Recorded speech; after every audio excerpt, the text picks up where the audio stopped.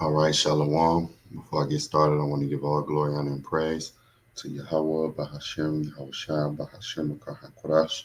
Double honors to the apostles and elders at GMS. Peace, honor, respect to you, brothers that's out there laboring, edifying, rightly dividing the word in truth and sincerity. And Shalom to you believers out there, the Akim wa Akwa.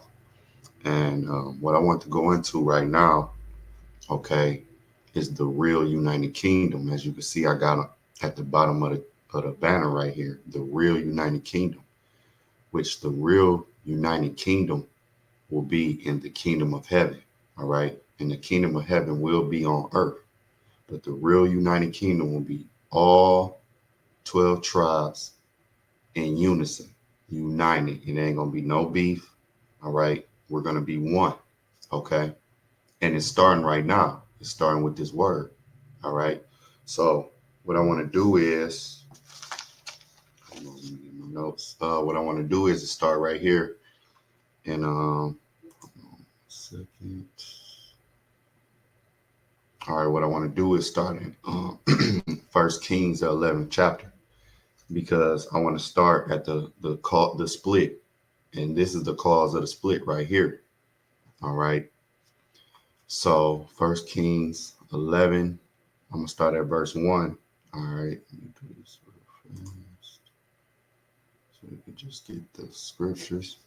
All right. So First Kings 11, verse 1, it says, but King Solomon loved many strange women, together with the daughter of Pharaoh, women of the Moabites, Ammonites, Edomites, Zidonians, and Hittites, of the nations concerning which the Lord said unto the children of Israel, Ye shall not go into them, neither shall they come in unto you, for surely they will turn away your heart after their gods. Solomon clave unto these in love.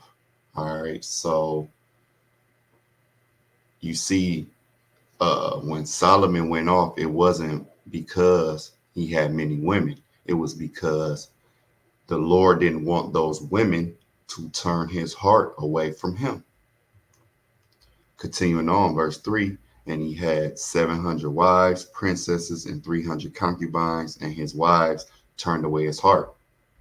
And this is a cut on adultery having more than one woman, just a sidebar. Because don't Solomon being a man of the Lord, don't you think when Solomon took 2, 3, 4, 5 wives, the Lord would have told him, hey, you doing too much. You're becoming becoming an adulterer. All right, no. Men can have more than one woman. All right. You, as you can see, he had 700 wives and 300 concubines. But the sin was right here. Turn away his heart. Okay. Verse 4. For it came to pass when Solomon was old that his wives turned away his heart after other gods. That's where the sin came in. And his heart was not perfect with the Lord, his power, and was the heart, as was the heart of David, his father. Okay. Because we know David, he wasn't perfect, of course.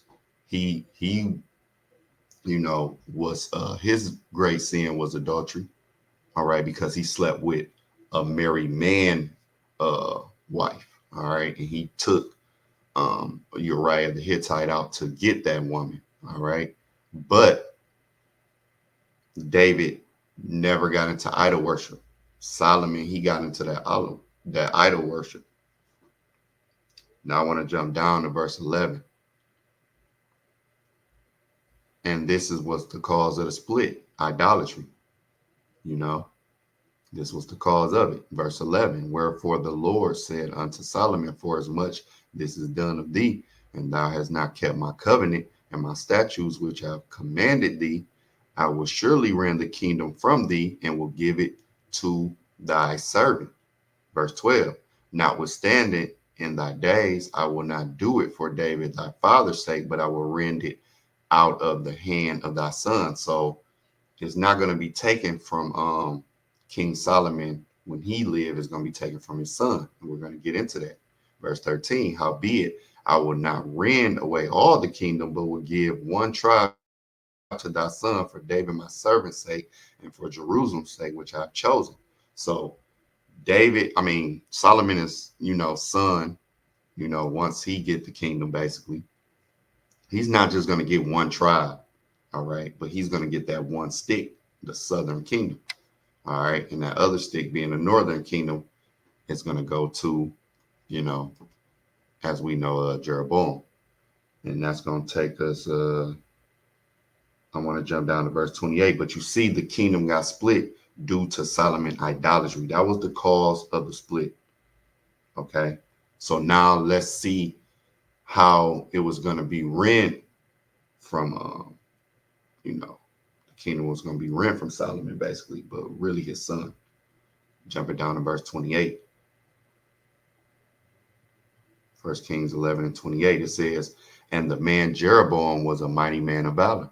And Solomon, seeing the young man that he was industrious, he made him rule over all the charge of the house of Joseph.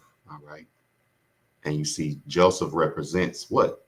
That northern kingdom, even though Ephraim is Joseph's father, just like Manasseh, when you go into the history.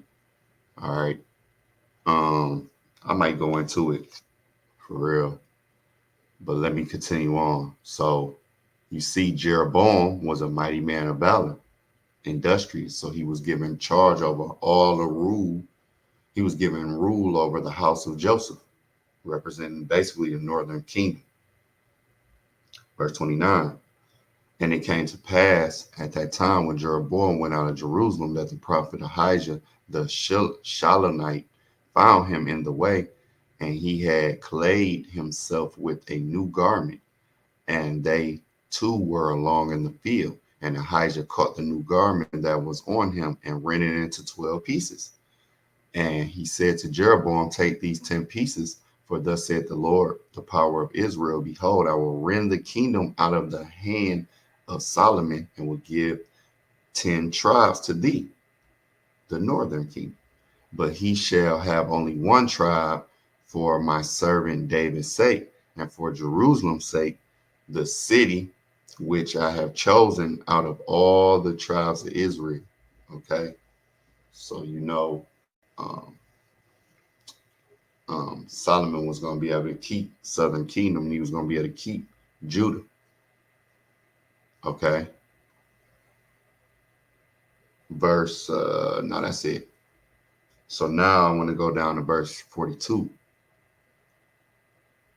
because this is the death of Solomon. 1 Kings 11 and verse 42. And the time that Solomon reigned in Jerusalem over all Israel was 40 years. And Solomon slept with his fathers and was buried in the city of David, his father, and Rehoboam, his son, reigned in his stead. So now you see Rehoboam coming into play now, which is Solomon's son. Now it's time for the kingdom to be rent out of his hands. For real, because Solomon is gone now. So, and one thing I noticed too, all right, if you can receive this, Yahweh Shah in the reincarnation, Solomon in the reincarnation was Yahweh Shah. All right. And Solomon was the cause of the split. And in the reincarnation, Yahweh Shah is building it back up. He's bringing the kingdom together, and it's starting with his word, Yahweh Shah. Okay, because Yahweh Shah came down here, he went on the cross, and that's what reconciled us to the Heavenly Father. Now, of course, ultimately, everything is due to the Heavenly Father, Yahweh. Okay, but Yahweh Shah was that key component that reconciled us back, thus giving us being able to have the Holy Spirit, giving us the true understanding of the scriptures, reconciling us, bringing us back together. That's why the United Kingdom is actually started right now, because the kingdom of heaven is within you, all right, having this word. So now let's go to the next chapter, 1 Kings chapter 12, and I'm going to start at verse 6. And you see where it say King Rehoboam acts foolishly. And we're going to see. Now, this is how I really pop off. And King Rehoboam consulted with the old man that stood before Solomon his father while he yet lived, and said, how do you advise that I may answer this people? And they spake unto him, saying, that thou wilt be a servant unto this people this day, and will serve them, and answer them, and speak good words to them. Then they will be thy servants. Because the people asked, let me go to verse 4. Let me start at verse 3. It says, um, that they sent and called him, and Jeroboam and all the congregation of Israel came and spake unto Rehoboam, saying, thy father made all your grievous. Now therefore make thou the grievous service of thy father, and his heavy yoke which he put upon us lighter, and we will serve thee. So they was asking, Rehoboam to, um, they was asking Rehoboam to lighten that yoke up. So he took counsel of the older men that was with his father. All right, now let's continue on. And you see what the older man told him, like, look, hey, be cool with them, man, and everything gonna be good. But see, it was already set up in the spirit for him to go left. Let's continue on. Let's continue on. Verse 8, but he forsook the counsel of the old man, which they had given him, and consulted with the young men that were grown up with him, and which stood before him. So you see, he went to his boys, like, hey, bro, hey, what should I do? After he already got the counsel from the older men. So he like, let me see what my boy is gonna say. Verse 9, and he said unto them, what counsel give ye that we may answer this people who have spoken to me, saying, make the yoke which thy father did put upon us lighter?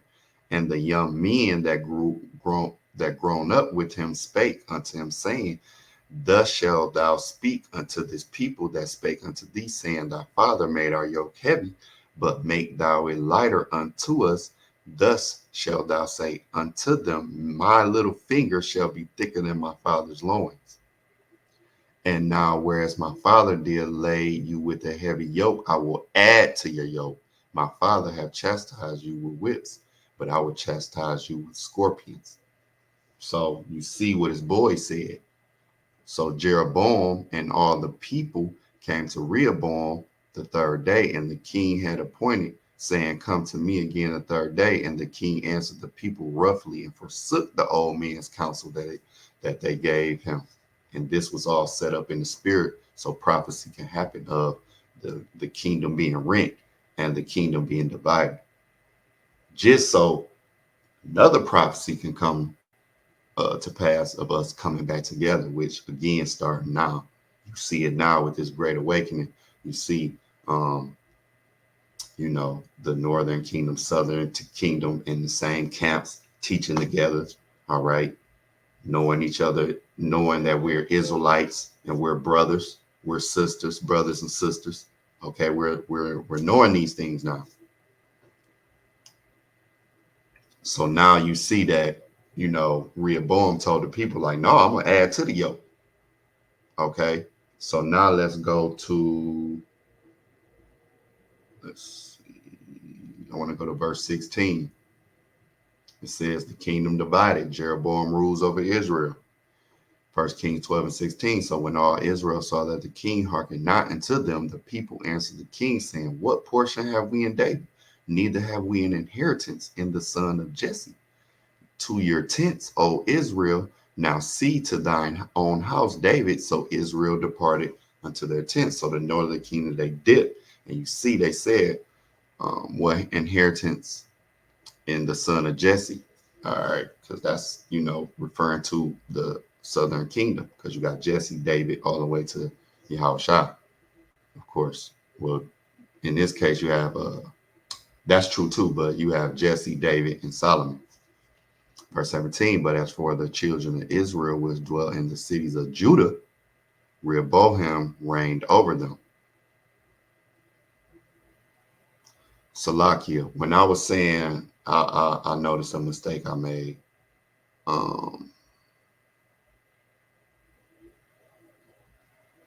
Yeah. No, never mind. Okay, let me continue on.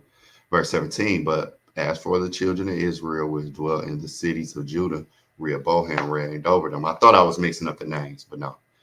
Verse 18, the king Rehoboam sent Adoram, who was over the tribute, and all Israel stoned him with stones, that he died. Therefore, King Rehoboam made speed to get him up to his chariot and to flee to Jerusalem. So you see, it's all the way up there now. All right. Rehoboam sent Adoram. He got stoned to death. Now Rehoboam had to get up out of there. Verse 19. So all Israel, the northern kingdom, rebelled against the house of David, the southern kingdom, until this day. And that's why you see like that tension, that beef. You know, you have take a place like California where you have a large Mexican population as well as with other Latinos. But you got that large Mexican population, you got that black population. They always, you know, you got the Mexican gangs and the black gangs, even in the prison system. All right. It's that tension, it's that beef. Because the Northern Kingdom, the Latinos, they vibe with us, but not like that. You know, they recognize that we have similarities for real, but when it comes to staying in the same neighborhood, certain times you don't, unless you probably go to certain places like Cali, you know, maybe New Mexico, Arizona, Texas. You really don't have the blacks and Latinos just together like that. It's always that little separation. And that's because of this right here, man. It was prophecy. See? So the northern kingdom, Israel, rebelled against the house of David until this day. Verse 20, and it came to pass when all Israel heard that Jeroboam was come again, that they sent and called him unto the congregation and made him king over all Israel. There was none that followed the house of David, but the tribe of Judah only. And that was that one tribe. But later on, you already know Benjamin and Levi will be in what's known as the southern kingdom. All right. Because sometimes when you say uh, Judah is referring to, when it say Israel and Judah, Judah is referring to Judah, Benjamin, and Levi. So now let's continue on. Now we got the split, the cause of the split, how it popped off. Now I want to go to the repair of both kingdoms, which is taking place right now through the spirit and power of Yahweh Shem Yahushua. So first I want to go to well, let me do this first. Because it's something important I want to read.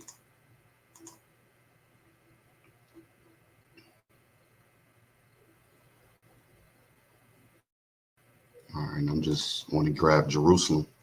Because again, Jerusalem will be the capital and it's the city of peace. I want to get this in the blue letter. Because this really inspired the lesson one day when I just was looking up Jerusalem in the blue letter again. So when you go to the definition, it says teaching of peace. All right, it's really the city of peace. All right, but when you see right here in definition A, it says the chief city of Palestine and capital of the United Kingdom. See? And the nation of Judah after the split. Okay. But this really inspired this lesson for today, you know, the definition of Jerusalem being the city of peace, the capital of the United Kingdom. Okay. So now let's get over here. Let's go to Isaiah, the 11th chapter.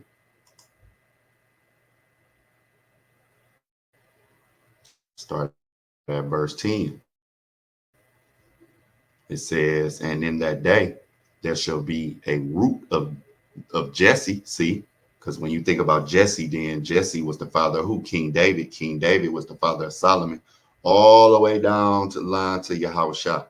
All right. And that root of Jesse is talking about Yahushua, which shall stand for an ensign of the people. To it shall the Gentiles seek, and his rest shall be glorious. And the Gentiles is, of course, the Israelite foreigners. not the Edomites or the Moabites. No, it's talking about because we was spread it across, we were scattered amongst all the nations. So we became in a Gentile state of mind. All right. Not knowing we was Israelites, not knowing the language, the customs, the history. All right. We got to get all that back. We learning a lot of that right now. And it's all starting with this word, of course. But those Israelite foreigners, which we was Israelite foreigners at a time, okay, and Israelites in a Gentile state of mind,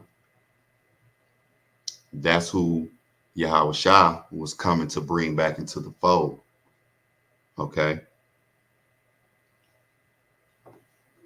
So now I want to get a precept. Yeah, let me get a precept real quick. So to the book of John, chapter 10, verse 6. And this is wait, hold on. Slaki 16. This is our Lord Yahweh Shah speaking, as y'all can see.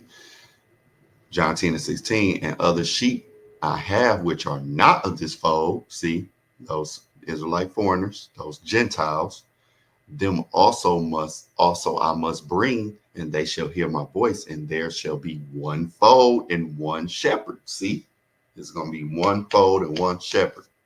Okay, it's not going to be northern and southern. It's going to be just Israel united. Okay, the United Kingdom, man. This is the real United Kingdom. It's taking place right now. Continuing on in Isaiah 11 and 11, and it shall come to pass in that day that the Lord shall set his hand again the second time to recover the remnant of his people. See, the elect. All right, because we that first time was when we came out of Egypt. Now this second time is going to be from all over, which shall be left from Assyria and from Egypt. See, we in spiritual Egypt right now. And from Pathros and from Cush and from Elam and from Shinar and from Hamath and from the island of the seas. Because what? The Israelites were scattered everywhere due to the curses because of our disobedience. Verse 12, and he shall set up an ensign for the nations and shall assemble the outcasts of Israel. See, that's that sheep that Yahweh Shah was talking about, that other sheep I have, which are not of this fold. Okay. That's the outcasts of Israel. And gather together the dispersed, see, of Judah from the four corners of the earth. See, the envy also of Ephraim, and again, Ephraim is representing the head of the northern kingdom, shall depart, and the adversaries of Judah shall be cut off. Ephraim shall not envy Judah, and Judah shall not vex Ephraim. And this is, again, I was going into how we had that little beef, that little tension, that little separation among the Latinos and the other tribes, even though we can all kind of hang together and things of that nature. You know, you might have a Mexican friend, you know, he might be Cuba, because I know a K from Cuba. He cool, and we vibe, but it's still that little, you know, that little and that's why, because of this. You see what I'm saying? But Ephraim representing the because you might hear Joseph and you might hear Ephraim. And matter of fact, let me go to this real quick. Let me get this just for edification's sake. Let's go to Genesis 48, because when you see Joseph, that's representing northern kingdom. But then when you hear Ephraim, it's the same. So I don't want brothers and sisters to be confused if you knew. I'm getting right to the point. Genesis 48 and 18, because Ephraim and Manasseh received a portion of Joseph when he died. But Ephraim got that greater portion. And we're going to read it right here. Genesis 48 and 18. And Joseph said unto his father, not so, my father, for this is the firstborn. Put thy right hand upon his head. And his father refused and said, I know it, my son, I know it. And his father was who? Israel. And he also shall become a people, and he also shall become great. But truly his younger brother shall be greater than he, and his seed shall become a multitude of nations. And he blessed them that day, saying, in thee shall Israel bless, saying, the Most High make thee as Ephraim and as Manasseh and he set Ephraim before Manasseh. So even though Manasseh was the oldest, Ephraim was set before Manasseh. All right. I just wanted to get that for edification's sake. So now we where was we at? Oh, right here, Isaiah 11 and 13. So again, in the United Kingdom, okay, Ephraim ain't gonna envy Judah.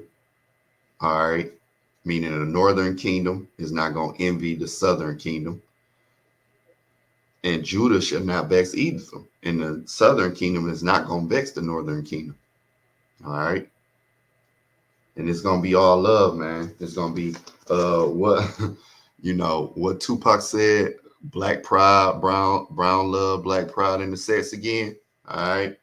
It's really gonna be that, even though we're not black and brown. Okay, we're Israelites, but just putting it in layman's terms.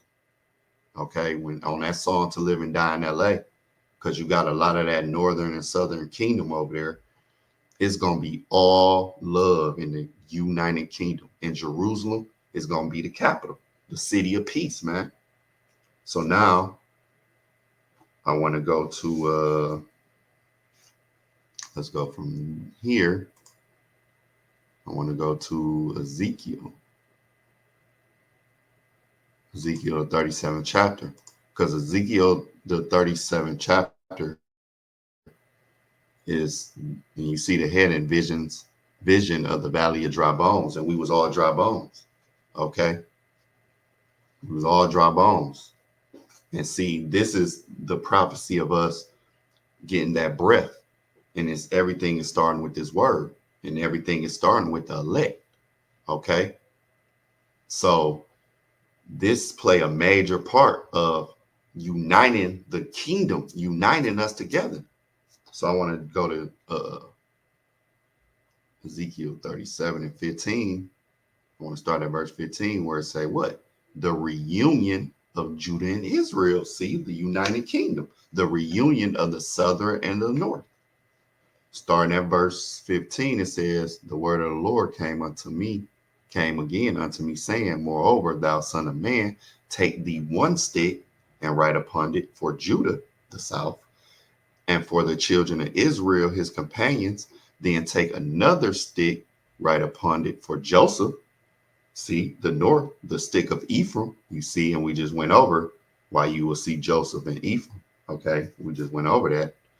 And for all the house of Israel and his companions. See, verse 17, and join them one to another into one stick, and they shall become one in thine hand. And think about it. When brothers go out and do the street teaching, what do you see? You see that one stick, that 12 tribe chart. You see one piece of wood or plastic or what have you, and you see all the tribes together on that chart. Okay. And just think, in the kingdom of heaven, we're going to be one in the heavenly Father's hand. We're going to be one in his hand once again. It's not going to be divided. Verse 18, and when the children of thy people shall speak unto thee, saying, wilt thou not show us what thou meanest by these? Because, that 12 tribe chart is a conversational piece. It brings up, it's a conversational piece of questioning and debate as well. Verse 19, say unto them, thus saith the Lord power, behold, I will take the stick of Joseph, which is in the hand of Ephraim, and the tribes of Israel, his fellows, and will put them with him, even with the stick of Judah, and make them one stick, and they shall be one in my hand. And that's exactly what you see right now taking place, man. That great awakening. We coming back together until we really be in the kingdom, and that tension is going to all the way be gone. All right. And it's going to be all love. Verse 20, and the sticks whereon thou writest shall be in thy hand before thine eyes. You see that 12 tribe chart is always on the streets. You can see it right there. Verse 21, and say unto them, thus saith the Lord power, behold, I will take the children of Israel from among the heathen, whether they be gone, and will gather them on every side and bring them into their own land, right? And that's, again, the we're coming together. We're being gathered together by this word until we're physically to the Lord physically, you know, bring us together. And I want to grab a couple precepts. Matter of fact, let's get this. All right, let's go. Isaiah 14:1. It says, "For the Lord will have mercy on Jacob, see, the south, and will yet choose Israel, the north, and set them in their own land, and the strangers shall be joined with them, and they shall cleave to the house of Jacob." And those strangers is talking about the Israelite foreigners again. Okay. In a matter of fact, let me get a precept to that. Okay.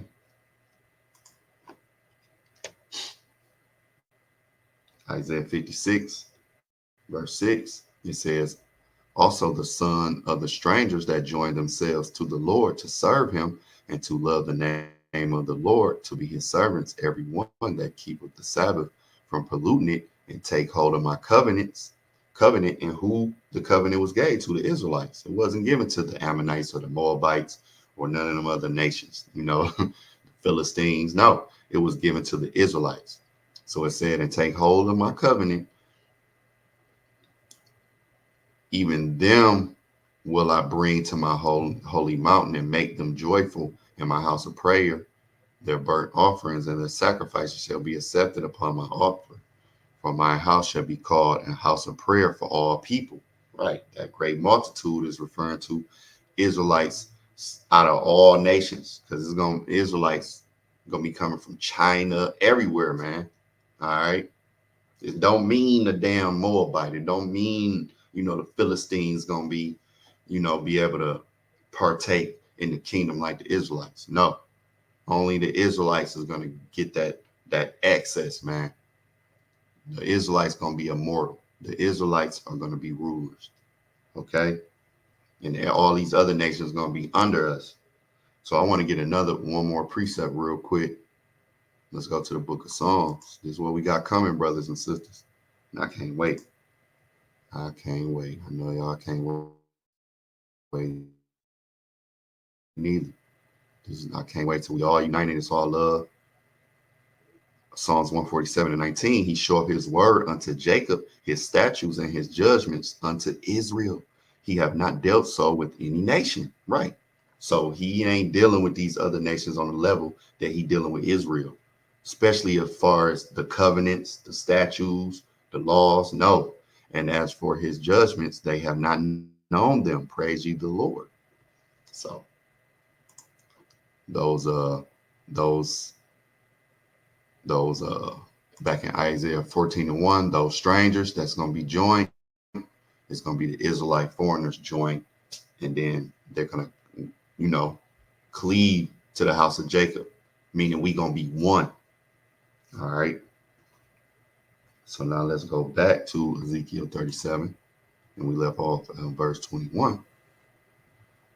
Let's go to verse 22.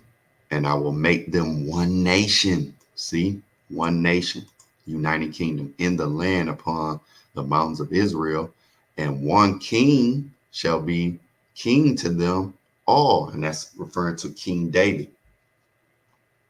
Okay, that's referring to King David. King David will be under Yahushua. He will be on the earth, because the kingdom of heaven will be on earth. Okay, so King David is going to be that king. "And one king shall be king to them all, and they shall be no more two nations." We're going to be a united kingdom. "Neither shall they be divided into two kingdoms anymore. Neither shall they defile themselves anymore with their idols, nor with detestable things." Because in the kingdom, we're going to have the laws in our inward parts, so we're not going to sin again. Let's get that precept. Let's go to the book of Jeremiah, chapter 31. And see, when our disobedience caused the curses to be upon us.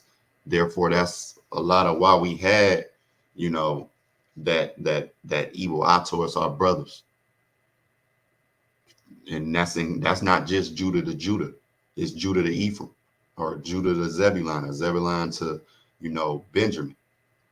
That's where them curses came in, and it just vexed all of the tribes. Jeremiah 31:31, it says, "Behold, the days come, said the Lord, that I will make a new covenant with the house of Israel and with the house of Judah, not," and you see where the northern and southern keep being mentioned. When you see the house of Israel, northern kingdom, and with the house of Judah, southern, that separation, "not according to the covenant that I made with their fathers in the day that I took them by the hand to bring them up out of the land of Egypt, which my covenant they break." See, although I was a husband unto them, saith the Lord, but this shall be the covenant that I will make with the house of Israel after those days, saith the Lord. I will put my law in their inward parts and write it in their hearts, and I will be their power, and they shall be my people. See, and this is the new covenant in the kingdom. So it's no more sin. That's why I say in verse 23 right here, what? "Neither shall they defile themselves anymore with their idols." No more idols worshiping, nor with detestable things, no more going off, nor with any of their transgressions, but I will save them out of all their dwelling places wherein they have sinned, and I will cleanse them. So shall they be my people, and I will be their power. Right? And this is going to be the definition of us being in unison. This is the real United Kingdom, in the kingdom of heaven, where all 12 tribes will be as one. Okay, so that's pretty much the point. Lord willing, this was edifying. To the next lesson. Shalom.